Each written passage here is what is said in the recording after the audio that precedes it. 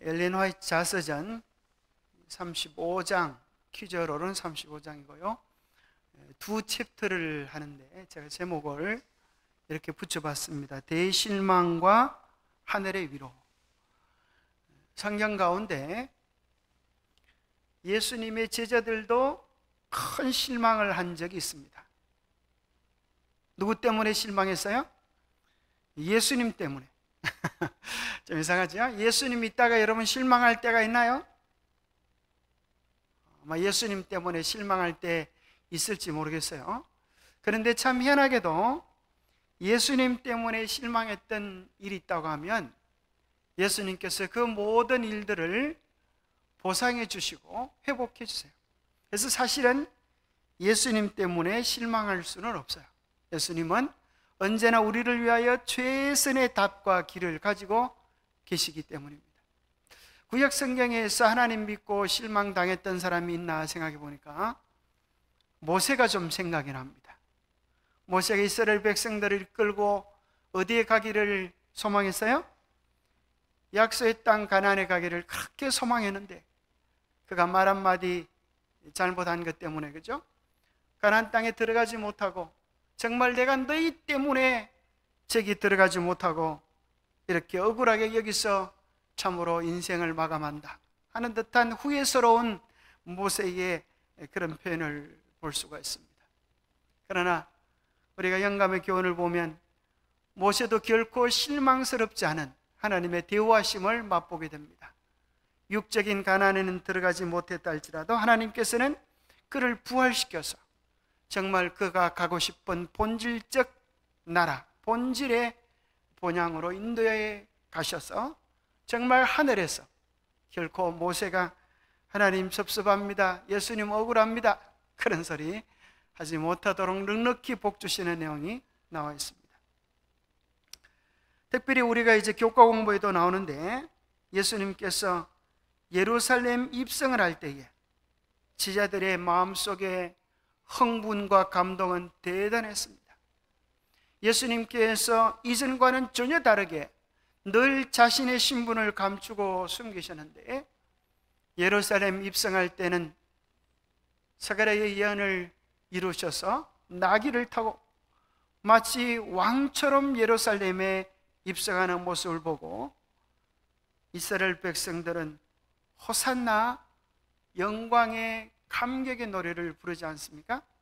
오늘 초대 우리 초기 재림 운동 속에 있었던 대실망과 하늘의 위로들을 살펴보면서 하나님께서는 언제나 우리에게 최선의 것을 주신다고 하는 그런 결론을 우리 모두의 마음속에 담으면 좋겠다 생각합니다. 초기 우리 재림 성도들의 모습을 가만히 보면은 초대교회의 모습과 너무나 흡사하다 그런 생각이 듭니다. 사도행전 2장 46절에서 47절에 보면 이 말씀이 있는데요. 오늘 목사님 요거 좀 앞에 거는 꺼도 되겠어요? 이 두 번째 거도. 제가 좀 추위를 좀 많이 타는가. 날이 그래도 좀 시원한 것 같아요. 그죠? 예. 여기 보면 날마다 마음을 같이하여 성전에 모이기를 힘쓰고 집에서 떡을 떼며 기쁨과 순전한 마음으로 음식을 먹고 하나님을 찬미하며 또 온 백성에게 칭송을 받으니 주께서 구원받는 사람을 날마다 더하게 하십니다. 이것이 초대교회의 모습이고 초기 재림 성도들의 모습이었지 않았나 생각해 봅니다. 그들은 날마다 뭐 하기를 힘썼어요? 성전에 모이기를 힘썼어요. 왜냐하면 그들의 유일한 소망이 무엇이에요? 하늘이 있기 때문에 예수님 재림을 준비하기 위하여 서로 모여서 말씀 보고 기도하고 떡을 떼고 교제하면서 성령의 충만한 은혜 속에서 하나 되는 귀한 경험을 하게 되었습니다. 그럴 때 주께서 구원받는 사람들을 날마다 더하게 하시는 귀한 역사를 우리 초기 재림 운동 때에도 경험했습니다. 1번 문제에 보면 같은 내용들이 많다고 생각합니다. 우리는 한 백성으로서 주님께서 오실 때 그분을 맞을 준비를 하기 위해 엄숙한 열심으로 우리의 생애를 순결하게 하고자 힘썼다. 도시의 도처에서는 사가에서 집회를 가지는데 그 결과는 훌륭하였다. 신자들이 서로 격려하며 그들의 친구와 친척들을 위하여 활동한 결과 개심자들이 날마다 급증하였다. 그 당시 예배의 장소가 사가, 개인의 집에서 모여서 하나님 말씀을 연구하고 주의 오심을 위하여 자신을 살피고 회개하고 성령으로 하나 될 때에 그곳에 개심자들이 날마다 급증하는 축복을 누렸습니다. 또 그 당시 그런 반면에 있어서 재림운동을 반대했던 교회들의 반대도 대단했습니다. 포틀랜드 시내에 있었던 베토벤 홀은 밤마다 초만원을 이루었다. 날마다 집회를 가진 것이죠. 특히 언제 사람들이 가장 많았는가 하면 일요일 날에는 더 큰 무리가 모였다. 그러면 그 당시는 이제 안식일에 대한 기별이 밝혀지기 전이기 때문에 대부분 다 이제 일요일 날 예배를 드리고 그날 저녁에 그곳으로 참여하는 사람들이 많이 있었겠죠. 각층의 사람들이 집회장에 운집하였다. 부자와 가난한 자, 높은 자와 낮은 자, 성직자와 평신도, 이 모든 사람들이 제각기 다른 이유로 재림기별을 듣기를 열망하였다. 많은 사람들이 왔다가 들었을 장소가 없어서 실망하고 돌아갔다. 참 이런 집회가 되면 얼마나 좋겠습니까? 그죠? 우리가 정말 너무나 찾아오는 사람들이 많아서 집회 장소가 감당할 수 없어서 그렇게 미어터지고 또 들어갈 수가 없어서 실망하고 돌아가는 그런 사람들. 그런데 은혜 받는 집회의 순서는 그렇게 복잡하지 않았다 그래요. 아주 핵심적인 설교를 한 다음에 일반적인 권면을 위한 자유의 시간이었다. 그래서 아마도 은혜 받은 사람들의 간정들이 그죠? 여러 곳에서 자유스럽게 내가 이번에 이런 말씀을 봤는데 이 말씀은 나에게 이런 각성을 하게 했습니다.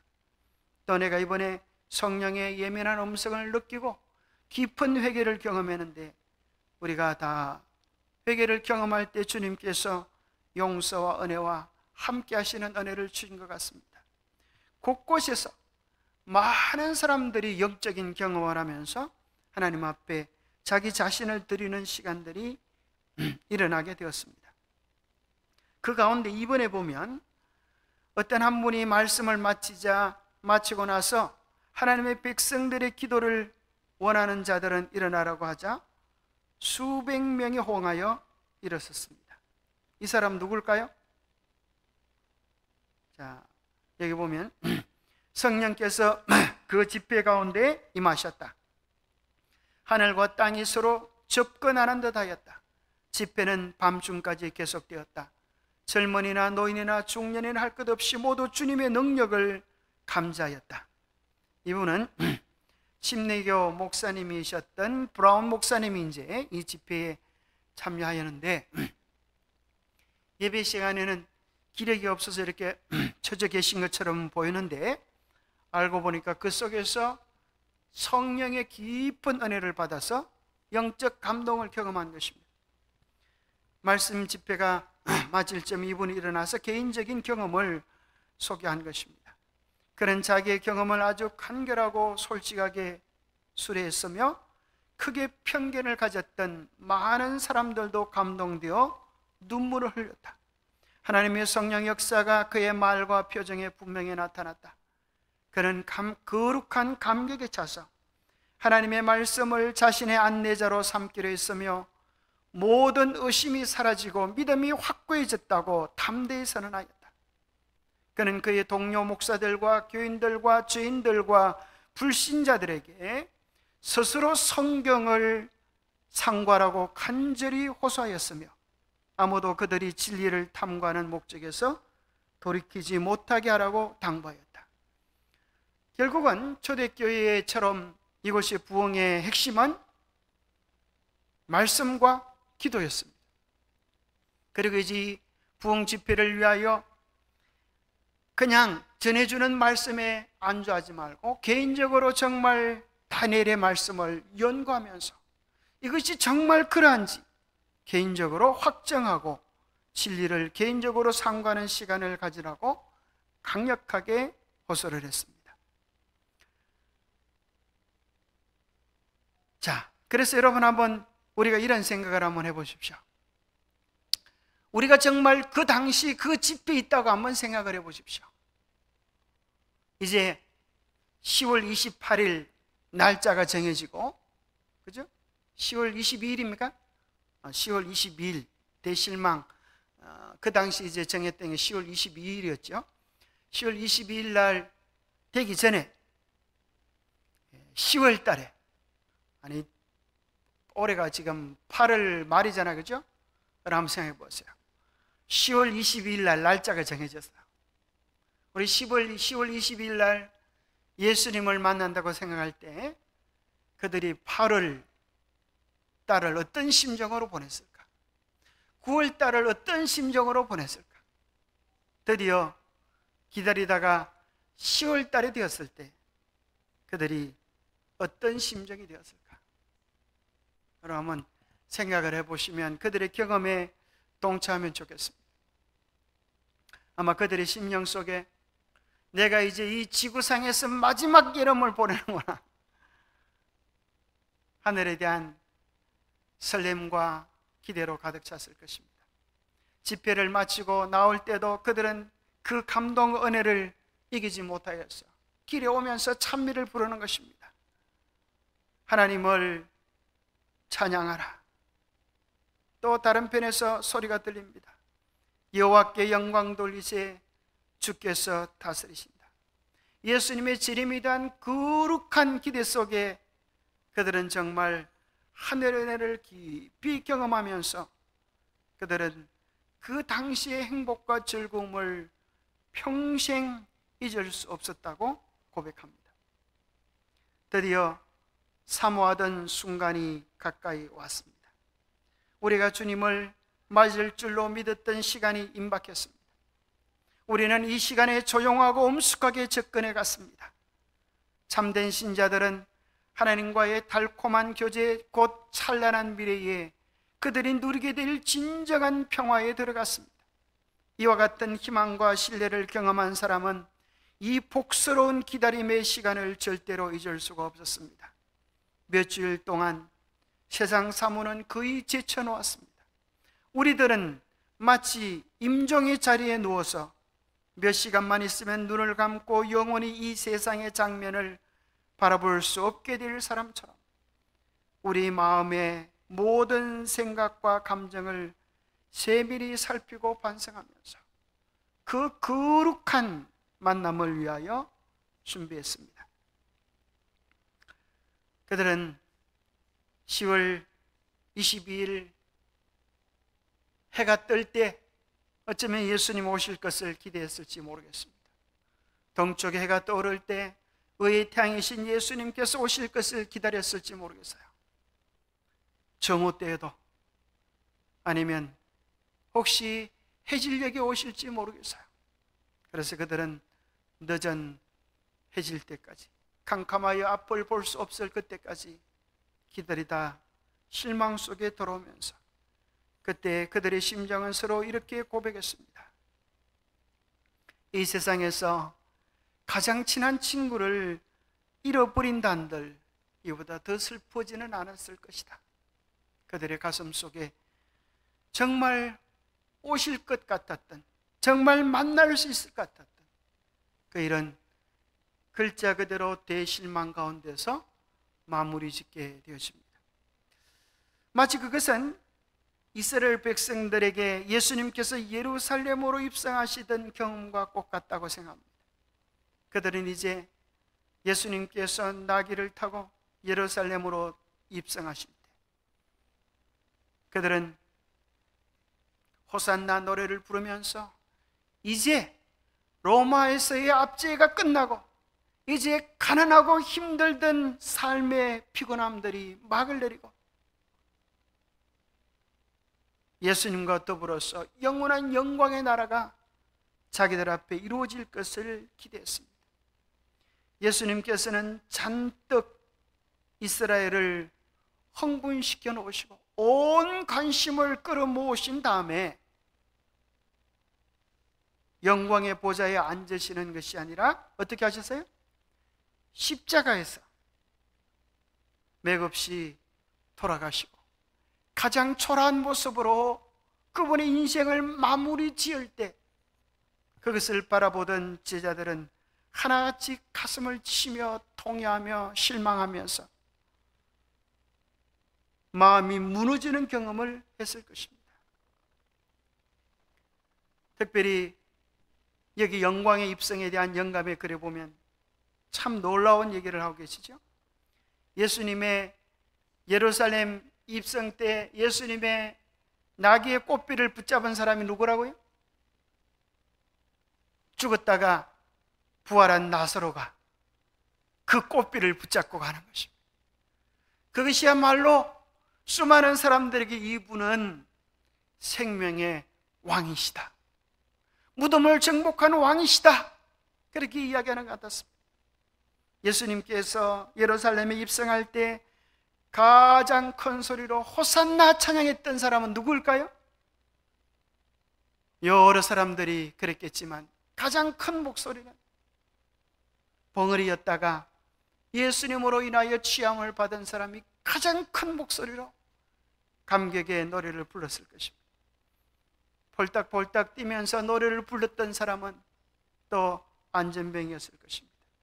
예수님 앞에 그가 입었던 깨끗한 옷을 벗어놓고 예수님, 이 옷을 밟고 가시옵소서 라고 가장 좋은 옷을 내벗어서 예수님의 앞에 융단처럼 깔았던 사람은 누구였습니까? 문둥병자였습니다. 정말 이 거룩한 행렬은 이 세상 어떤 것과도 견줄 수 없는 감동의 시간들이는데 그것은 영광으로 끝나지 아니하고 가장 큰 실망으로 막을 내립니다. 특별히 그 실망의 모습을 우리는 누가복음 24장에서 엠마오 마을로 가는 두 제자의 모습 속에서 보게 됩니다. 그들은 큰 슬픔 속에 빠져서 슬픔이 앞을 가려서 예수님인 줄 알아보지 못하고 낙담과 절망 속에서 예수님의 십자가에 대한 이야기를 하는 것입니다. 그때 예수님은 너희가 길에서 가면서 서로 주고받는 이야기가 무엇이냐? 두 사람이 슬픈 빛을 띠고 머물러 서서 예수님과 대화를 나눕니다. 그때 예수님께서 하셨던 일은 야 이놈들아 날 좀 똑똑히 봐라 이렇게 하지 않으시고 뭐 하셨어요?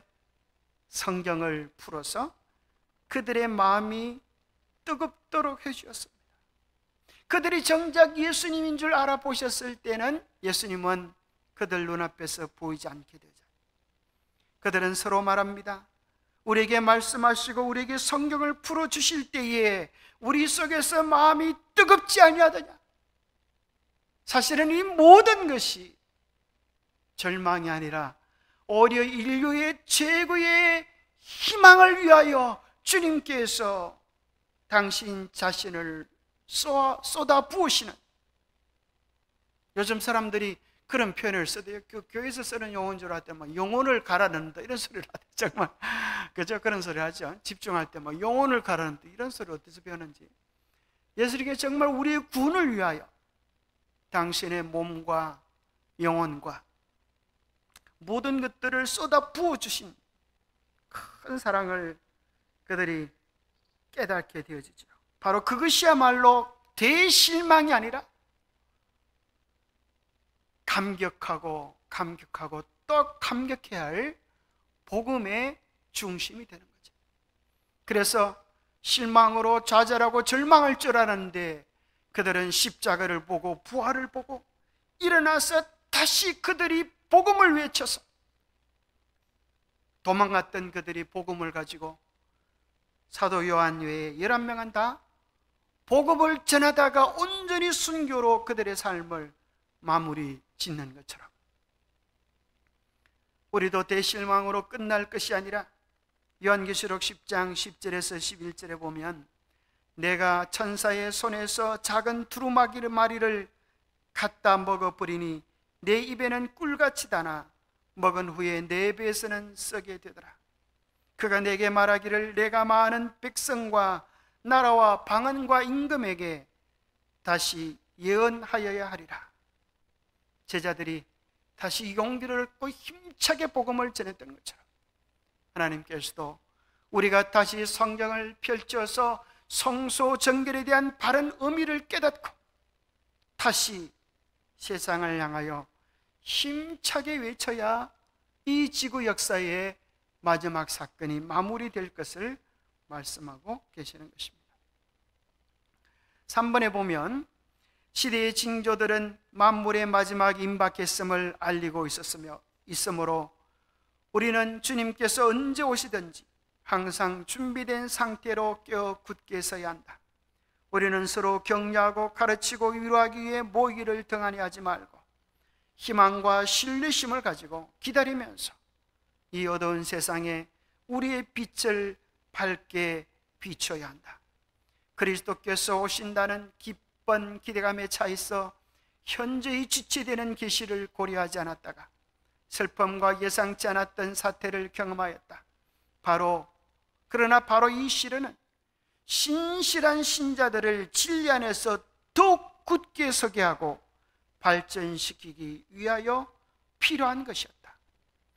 5번입니다. 매 순간이 나에게는 한없이 중요해 보였다. 나는 우리가 영혼을 위해 일하고 있으며 냉담하고 무관심한 자들은 가장 무서운 위기에 처한 것을 느꼈다. 나의 믿음은 밝았으며 나는 예수님의 귀한 약속을 나의 것으로 삼았다. 그러나 우리 마음이 주님 안에서 걷도록 자유롭고 주님의 은혜와 은혜로 능력과 은혜로 틈틈이 지탱됨에 대하여 놀라지 않을 수 없었다. 주님의 오심을 기다리던 자들에게 위로가 없지 않았다. 그들은 말씀을 연구하는 중에 귀중한 지식을 얻었고 구원의 계획을 더욱 명확하게 이해하게 되었다. 그들은 매일 거룩한 책에서 새로운 보화를 차지한되었으며 성경의 한 책은 다른 책을 설명해 주며 어느 한 구절도 무의미한 것이 없이 전체적으로 놀라운 조화로 일관된 것을 발견하였다. 8번입니다. 1844년의 때가 지나간 지 오래지 않아 나에게 그 첫 이상이 주어졌다. 그래서 대실망 후에 그들이 무너지지 않도록 하나님께서는 한 여인을 택하시고 그에게 그들이 걸어가야 할 길과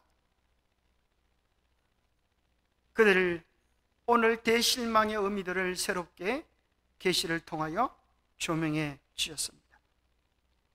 우리 5 여인들은 가족 예배를 드리기 위해 조용히 무릎 꿇었다. 기도하는 동안 하나님의 능력이 전에 결코 느껴보지 못했던 방법으로 내게 임하였다. 자, 이 내용을 여러분들이 잘 읽어보고 명상해 볼 필요가 있다고 생각합니다. 이것을 첫 계시 그렇게 되어서 이 첫 계시의 내용은 어디에 나올까요? 화입부인 자서전에 나오고 초기 문집에도 나오고 여러 군데서 많이 인용이 되어집니다. 나는 빛으로 감싸여 지상에서 점점 높이 하늘로 올려가는 것 같았다. 나는 세상에 있는 재림 신도들을 보려고 몸을 돌렸지만 발견할 수 없었다. 그때에 다시 보라, 좀 더 높이 보라는 소리가 들렸다. 이 음성을 듣고 나는 눈을 들어 땅에서부터 높은 곳까지 뻗친 곧고 좁은 길을 보았다. 재림 신도들은 까마득한 그 길 끝에 자리 잡은 도성을 향하여 여행하고 있었다. 그 길 첫무리에 한 광명한 빛이 저들의 뒤를 환히 비추었는데 한 천사가 내게 그 빛은 밤중 소리라고 말하였다. 이 빛은 그 길을 따라 줄곧 비추었으며 저들의 발에 비추어 넘어지지 않게 하였다. 만일 저들이 저들 바로 앞에서 그 도성으로 인도하시는 예수님에게 저희 눈을 고정시켰다면 저들은 안전하였을 것이다. 우리의 영적 시선을 마지막 사건들이 일어날 때도 우리는 여전히 사건들의 시선을 맞추는 것이 아니라 예수님께 우리의 시선을 고정시키는 것은 참으로 중요합니다. 그러나 멀지 않아 피곤하고 지친 어떤 사람들은 그 성에 벌써 들어가기를 기대하였으나 이제 그 도성은 너무나 멀리 떨어져 있다고 말하였다. 그때 예수께서는 당신의 영광의 오른팔을 들어 저들을 격려하시곤 하였는데 그의 오른팔에서는 빛이 발하여 재림 성도의 무리 위에 휘날렸고 저들은 할렐루야라고 외쳤다. 어떤 이들은 저들 배후에 있는 빛을 경솔하게 부인하고 말하기를 저들은 이와 같이 먼 곳으로 인도해 내신 분은 하나님이 아니라고 하였다. 저들 뒤에 있는 빛은 사라지고 저희 발은 완전한 흑암 속에 빠지게 되었다. 그들이 하나님의 인도하심이라고 하는 사실을 부인해 버렸을 때 그들은 어둠 속으로 떨어지고 믿음을 잃어버리게 되었습니다. 이었고 우리는 많은 물소리와 같은 하나님의 음성을 들었는데 그 음성은 예수님이 오시는 날과 시간을 우리에게 전하였다. 그 수요가 14만 4천이 되는 살아있는 성도들은 그 음성을 알고 깨달았으나 악인들은 그것이 뇌성과 지진이라고 생각하였다. 하나님께서는 그 시간을 말씀하실 때에 우리에게 성령을 부어주시는데 모세가 시내산에서 내려왔을 때 그랬던 것처럼 우리의 얼굴은 하나님의 영광으로 환하게 비치기 시작하였다. 여러분들이 예언을 연구하면서 이 도표들을 잘 만들어 놓는 것은 참 좋은 일입니다. 자, 예수님께서 이제 재림하시기 전에 어떤 일이 일어나는가 하면 하늘에서 십계명이 공개될 것을 이야기하고 계세요. 여러분 혹시 읽어보셨습니까? 그 다음에 뭐가 또 나옵니까? 오늘 본문에 나오는 것처럼 재림의 날과 시간을 알려주십니다. 누가 그 소리를 듣고 깨닫는다고요? 14만 4천인이 되는 살아있는 성도들이 그 음성을 깨닫지만 악인들은 깨닫지 못한다. 자, 퀴즈를 하나 내겠습니다. 여러분 이거 알아맞힐 수 있을까 모르겠어요. 특별부활이라고 들어보셨어요? 특별부활? 특별부활은 이 두 사건 전에 있을까요? 후에 있을까요?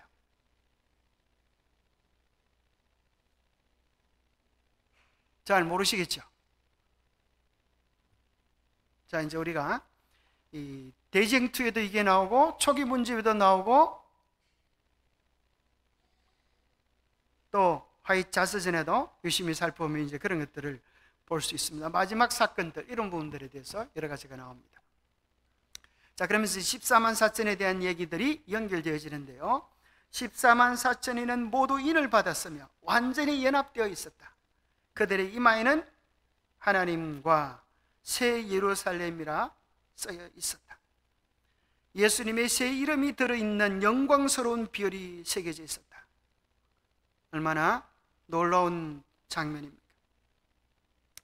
자, 그들은 이제 이렇게 되어졌는데 우리가 기뻐하고 성결한 상태에 있는 것을 보고 악인들은 분노하여 달려와서 우리를 감옥에 밀어넣기 위하여 우리 몸에 손을 대려고 하였으나 그때 우리가 주의 이름으로 손을 내밀면 저들이 힘없이 쓰러졌다. 자, 우리 눈은 동쪽으로 이끌렸다. 이제 연결되는 것입니다.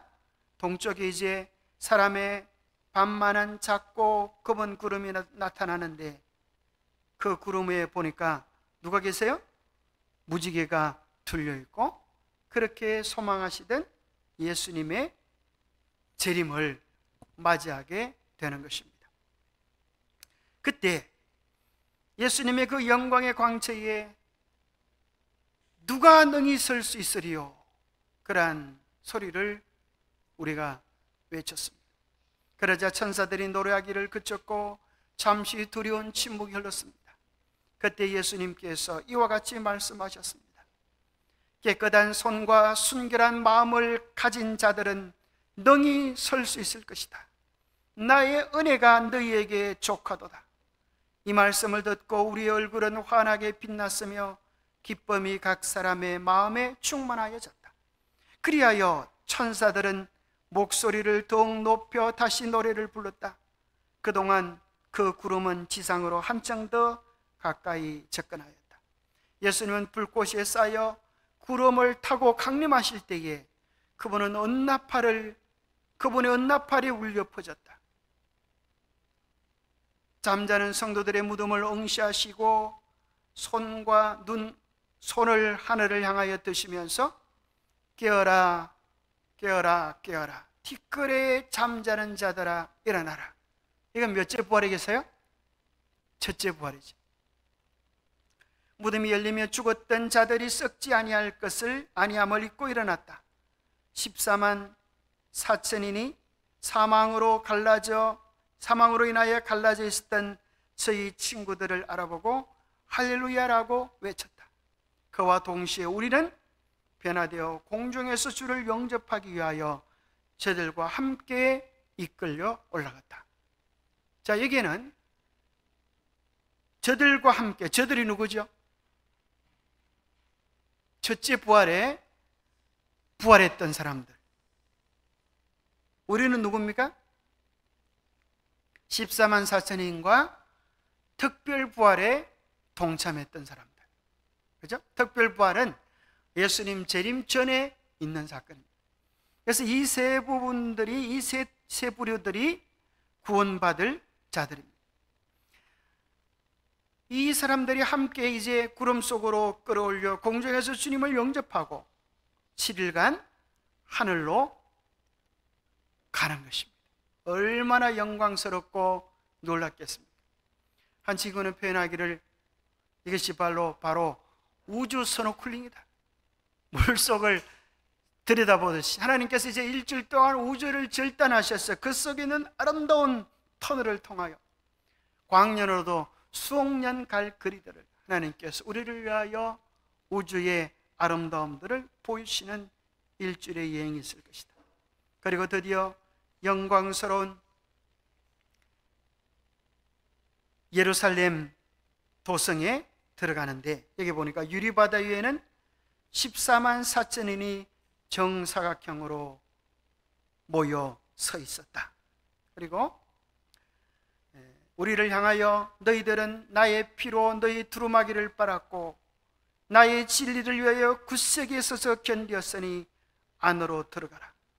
그들이 다 하늘 도성에 당당히 들어갈 권리가 있는 것처럼 느껴졌다. 그곳에서 생명과일 아름다운 만남을 가집니다. 그리고 그들은 이 땅에서 당했던 어려움과 역경들을 생각해 보려고 하니까, 그걸 좀 이야기해 보려고 하니까 차마 시련의 일들은 입 밖에서 나오지 못하고 모두 할렐루야 할렐루야 하늘은 참으로 값이 싸도다 라고 외치게 되었습니다. 너무나 큰 영광에 비하여 자기들이 어떤 수고와 애를 썼든지 하늘은 너무나 은혜롭고 감사한 곳이어서 그들은 하늘은 참으로 값이 싸다, 하나님의 은혜를 노래하게 되었습니다. 내가 이 땅에서 깨어나 보니 모든 것이 변화된 것 같이 보였다. 보는 곳마다 어둡게 깔려 있었다. 이 세상이 얼마나 어둡게 보이는지 나는 내가 이 땅에 있는 것을 깨닫고 슬퍼서 울며 향수를 달래지 못하였다. 더 나은 세상을 본 것, 그것이 도리어 나를 못 견디게 하였다. 그래서 하나님께서 이 대실망을 경험했던 사람들에게 이제 그들이 가야 될 길들, 그들이 실제 다가갈 하늘의 아름다움들을 보여주시고 마지막 사업들을 위하여 준비되고 각성되기를 원하셨습니다. 특별히 여기 이제 14만 4천에 대한 얘기를 오늘 좀 드려볼까 하는데요. 14만 4천에 대한 보니까 여러분 아까 보니까 그 수를 보니까 그죠?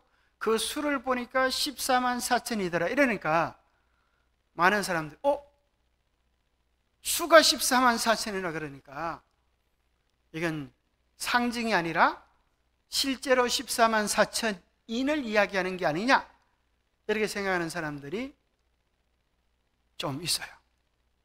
여러분 14만 4천을 성경에 찾아보면 성경에서는 3번밖에 나오잖아요.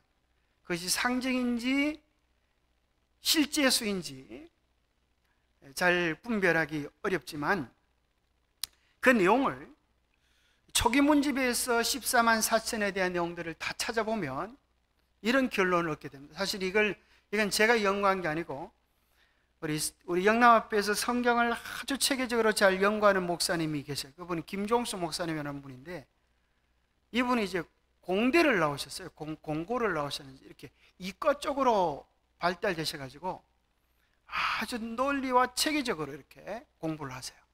그래서 이분이 연구하신 내용인데 아주 제가 보고 참 감동을 받았습니다.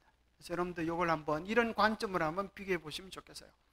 초기 문집을 보면 그래서 이 14만 4천 때문에 많은 사람들이 이걸 실제수로 이렇게 생각하고 우리가 14만 4천인이다 어떤 긍지와 자부심 또 여기 들어가야 된다. 그런데 그거는 이렇게 하면 14만 4천인에 들어갈 수 없어 이런 걸로 많이 쓰기도 하고 또 신천지도 자기들이 14만 4천이다 그렇게 이야기하기도 합니다. 자, 이것을 이제 알아보려고 하면 초기 문집은 크게 3부분으로 구성되어 있다는 거예요. 그래서 여러분 이게 초기 문집 목차에 보면 나옵니다. 첫 번째는 경험과 계시들, 첫 번째 부분이에요. 두 번째는 정보, 보충한 것이고 세 번째는 영적 선물 1 이렇게 되어 있어요. 그런데 놀라운 것은 뭐가 놀라운가? 초기 계시에서 14만 4천으로 기록되어진 그 내용이 똑같은 내용을 영적 선물 1권에서는 모두 뭐로 바꿨어요? 거의 대부분 성도로 바꾸어서 기록해 놓았다는 거예요. 자, 그런지 안 그런지 한번 살펴보겠습니다. 그래서 여기 보면 자, 아까 제가 왜 특별부활에 대한 얘기를 했는지 여기 보면 초기문 15페이지에 보면 우리는 많은 물소리와 같은 하나님의 음성을 들었는데 그 음성은 주님께서 오시는 날과 시간을 우리에게 알려주었다. 아까 시간에 대한 내용들 얘기했잖아요. 그 수가 14만 4천이나 되는 살아있는 성도들은 그 음성을 알아듣고 그 의미를 깨달았다. 그러면서 우리에게 성령을 부으셨으며 우리 얼굴이 모세가 하나님의 영광으로 빛나던 것 같은 경험을 했다. 이것은 특별부활 이후의 사건입니다. 여러분들이 이것을 대쟁들을 통해서 또 초기 문집을 통해서 확인하게 되어집니다. 그래서 여기 우리라고 하는 사람들과 더불어서 14만 4천 살아서 예수님의 재림을 맞이했던 사람과 특별부활에 참여했던 사람이 합쳐서 또 우리가 되는 거예요. 원래 우리가 있고 14만 4천인이 포함되어져서 또 우리라고 하는 그런 무리를 만듭니다. 그래서 우리와 14만 4천인은 인을 구별하였으나 포함되어져서 그래서 여기 보면 여기 보니까 우리에게 알려주셨다. 그 수가 14만 4천 명이나 되는 살아있는 성도들은 이게 다 포함되는 거죠. 특별부활에 참여한 사람들과 14만 4천인들을 포함해서 살아있는 성도라고 그렇게 언급합니다. 그래서 이제 제가 그 대쟁투에 대한 시나리오, 구속의 경로에 대한 그 도표, 여러분 그런 거 보셨어요? 이런 큰 도표 있잖아요. 벽에 아주 붙여놓은 그 도표에 보면 이게 나와요. 23번 특별부활, 24번 영원한 언약이 선포됨. 영원한 언약 속에 뭐가 나오는가 하면 하늘에서 십계명이 나타나고 재림 날짜가 선포된다는 것이 24번입니다. 그 다음에 27번에 보면 예수님의 재림 나오죠. 아까 조금 전에 봤던 성도들의 영광이 모세 얼굴처럼 빛나는 것은 26번. 이렇게 아주 체계적으로 도표를 만들어 놓았어요. 그래서 우리가 특별 부활 후에 그 사건이 있다고 하는 사실은 하저없이 살펴볼 수 있어요. 그리고 14만 4천인은 모두 다 인을 받았으며 완전히 연합되어 있었다. 그들의 이마에는 하나님이라는 글자와 새 예루살렘이라는 글자가 써져 있었으며, 아까 우리가 확인했죠? 자서전에도 똑같이 나오죠. 예수님의 새 이름이 들어있는 영광스러운 별도 새겨져 있었다. 우리들의 행복하고 거룩한 모습을 보고 악인들은 화가 나서 난폭하게 달려들어 우리를 감옥에 쳐넣기 위하여 우리 몸에 손을 대려 하였으나, 그때 우리가 주님의 이름으로 손을 내밀면 그들은 힘없이 땅에 쓰러지곤 하였다. 바로 여기도 그들 다음에 우리들 하면서 그 전체를 포함해주고 있습니다. 자, 그 다음에 예수님 재림하는 모습들, 우리의 눈은, 그 다음에 우리 모두가 알고 있었던, 우리 모두가 말없이 이렇게 나오면서 예수님 재림의 광경을 이야기하고, 여기 이제 잠자던 성도의 무덤을 바라보시면서 예수님께서 깨어라 깨어라 깨어라, 이제 첫째 부활이죠. 그때 무덤에서 죽은 자들이 썩지 않을 몸으로 일어났다. 자, 흰 페이지는, 흰색으로 되어 있는 것은 첫 번째 계시에 대한 부분이고, 파란색으로 되어 있는 요거는 뭐에 대한 걸까요? 아까 말했던 287페이지 그 내용이에요. 똑같은 내용이라고 하는 사실을 여기서 확인해 주는 것이에요. 같은 내용이죠. 옆에 가고 옆에 가고, 그죠? 흰색과 파란색이 같은 사건이에요. 그러면서 바로 16페이지에 나왔던 그 내용이 287페이지에 똑같이 나오는데, 이제 그 증거를 대는 거예요. 여기서는 14만 4천 명이 사망으로 인하여 갈라져 있던 저희 친구들을 알아보았다, 그렇게 표현되어 있는데, 287페이지는 14만 4천 명이 안 나오고 살아남은 성도들과 무덤 가운데서 살아난 자들이 이렇게 나오죠. 똑같은 사건을 14만 4천인을 살아남은 성도라고 표현해 주고 있는 것입니다.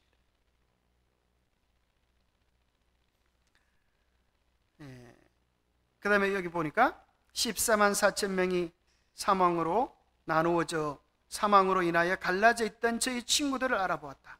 여기도 뭐라고 표현하는가 하면 287페이지에도 살아남은 성도들은 눈 깜빡할 사이에 홀연히 변화되어 무덤에서 일어난 자들과 함께 끌어올려 공중에서 그들의 주님을 영접하였다. 같은 사건을 한쪽에는 14만 4천이, 한쪽에는 성도라고 표현하는 것을 확인하게 됩니다. 그리고 이제 아까 우리가 14만 4천인이 유리바닷가에서 정사각형으로 서 있었다고 표현하고 있는데, 그것을 초기 문제 288페이지에는 성도들은 예수님을 중심으로 정방형으로 서 있었다 하는 것을 통하여서 똑같은 14만 4천인과 성도들을 통일시하고 있는 사실을 확인하게 됩니다. 여러분들이 나중에 이 책을 가지고 이제 초기 문집을 가지고 비교해 보면 좋겠어요. 그리고 계시록 14장에 나오는 이제 시온산에서는 14만 4천에 대한 이야기를 여기 이렇게 풀이해 놓고 있죠. 시온산이 바로 우리 앞에 나타났고 하면서 드디어 우리가 거룩한 성전에 들어가려고 할 때에 예수님께서는 부드러운 음성으로 누구만이 들어간다? 14만 4천 명만이 이곳으로 들어간다라고 말씀하셨고, 우리들은 모두 할렐루야라고 함성을 울렸다. 자, 하늘도성에 들어갈 수 있는 사람들은 아까 봤죠? 세 부류죠. 특별부활에 참여한 사람, 14만 4천인 첫째 부활에 참여한 사람. 근데 여기서는 14만 4천만이 이곳으로 들어간다 라고 표현해 주고 있죠. 이것은 뭘 얘기하는 것 같아요? 특별부활과 첫째 부활에 참여하는 사람들은 예루살렘으로 못 들어갈까요? 아니에요. 그게 아니에요. 그 전부를 합쳐서 14만 4천이라고 이야기하는 거예요.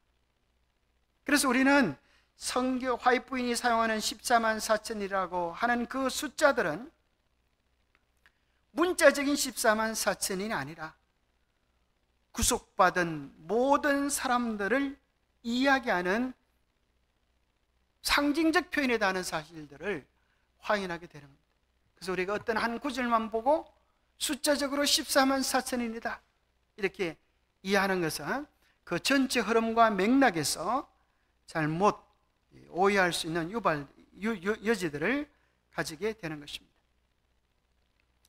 드디어 성도들을 핍박하고 학살하라는 법령이 공표될 것이며, 그로 인해 성도들은 밤낮으로 자신의 구원을 위하여 주님 앞에 부르짖게 될 것인데, 여기도 조기문지 36, 37페이지도 그때 모든 성도들은 심한 영적 번면으로 부르짖게 될 것이다. 과연 14만 4천에는 성내에서 그들의 얼굴은 하나님의 영광으로 빛나고 있었다. 여기도 역시 성도들, 앞에 있던 모든 성도들이라고 했던 말을 밑에서 뭐라고 표현해요? 14만 4천이라고 표현해주고 있습니다. 그래서 우리는 결코 14만 4천인을 제한된 문자적 숫자로 오해하는 그런 누를 범해서는 안 되겠어요. 왜냐하면 하나님의 구원받을 백성들은 특별부활, 첫째부활, 살아있는 모든 성도들을 포함해주고 있기 때문입니다. 조기문집에도 구원이 확정된 14만 4천년에 속한 하나님의 백성들을 기준으로 기록된 것이고, 하나님의 백성들이 특별부활과 첫째부활에서 일어나면 그들을 포함해서 성도로 14만 4천인으로 일어납니다. 그러니까 이것을 문자적인 숫자로 이해하면 전혀 문제가 생기는 게 뭔가 하면 숫자가 더 있는데도 여전히 14만 4천이에요. 그럼 말이 안 되죠. 14만 4천에서 10을 더하면 14만 4천 10이 돼야 되는데 그렇게 되지 않는 이유는 이것이 구원받은 성도들의 상징이다 하는 것입니다. 또 그리고 이것이 상징적인 숫자가 될 수밖에 없는 이유는 어떻게 구원받을 사람들이 지파별로 14만 4천에는 뭐 곱하기 뭐예요? 12 곱하기 12 곱하기 1000이죠. 그죠? 어떻게 그 숫자가 각 지파들마다 딱 이렇게 12,000명씩 이렇게 나올 수가 없는 겁니다. 그죠? 뭐 대구, 서울 딱 12,000명씩 뭐 이렇게 나오는 게 말이 안 되고, 또 더 나아가서 뭐가 문제가 생기는가 하면 이 계시록 실장에 나오는 지파들 중에 단지파는 속해 있잖아요. 그럼 단지파는 완전히 구원받을 자가 아무도 없는 멸망받을 그 지파 자체가 다 멸망하는가? 그렇지 않은 것입니다. 하나님께서는 어떤 심지어 모압과 암몬 가운데서도 구원받을 자가 있습니까? 우리가 아는 것처럼 룻기를 통하여서 하나님께서 그 가운데도 구원받을 자들을 불러내시는 것입니다. 그래서 하나님은 결코 어떤 혈통이나 외형적인 것으로 구원의 한계를 제한하신 적은 없으십니다. 구원에 대한 유일한 것은 예수 그리스도를 통하여 예수 그리스도의 보혈의 은혜를 힘없는 것입니다. 그래서 우리가 정말 연구해야 되는 것은 누가 14만 4천인가 이것을 연구할 것이 아니라 나는 정말 마지막 하나님의 백성으로서 그 거룩한 대열에 설 수 있도록 준비되어져 있는가 하는 것이 우리 각자가 묻고 준비해야 될 것이라고 하는 것입니다. 그래서 오늘 우리는 예수님께서 예루살렘 입성을 통하여 수많은 관심을 모으시고 그들이 정말 바라봐야 될 것은 영광의 나라가 아니라 십자가를 바라보기 원하셨던 것처럼 오늘 우리도 십자가를 경험해야 영광의 도성에 갈 수 있음을 기억해야 합니다. 십자가라고 하는 것은 무엇입니까? 자기를 쳐서 못 박는 경험이에요. 내가 죽는 경험입니다. 그 후에 우리는 영광의 도성의 주인이 되게 될 것입니다. 초기 재림 성도들이 경험했던 대실망은 예수님을 사랑하는 사람과 예수님만을 사랑하는 사람을 분리시키는 하나의 시험이었다, 그렇게 이야기하는 분도 있습니다. 우리의 시선이 오직 예수 그리스도께만 집중되므로 어떤 흔들림 속에도 길을 잃지 않고 넉넉히 소망의 나라에 들어갈 수 있는 우리 모두가 되기를 간절히 바랍니다. 기도하겠습니다. 하나님 아버지, 참으로 오늘 우리의 길을 인도하시는 분명한 빛에 대하여, 분명한 말씀에 대하여, 분명한 주님의 인도하심에 대하여 깨닫게 하여 주시니 감사합니다. 우리가 개인적으로 깊이 말씀 속에 뿌리 내리는 경험을 허락해 주시고 성령의 인도하심을 따라서 한 걸음 한 걸음 믿음의 걸음을 옮기는 진보하는 성도들이 되게 하여 주시옵소서. 조기 재림 성도들이 그들에게 주어진 사명을 잘 감당했던 것처럼 우리도 다시 한번 일어나서 우리에게 주신 사명을 감당하고 이 세상을 깨우고 영광스러운 주의 재림을 맞이할 수 있도록 축복하여 주시옵기를 우리 주 예수 그리스도 이름 머지하여 간절히 간구하옵나이다.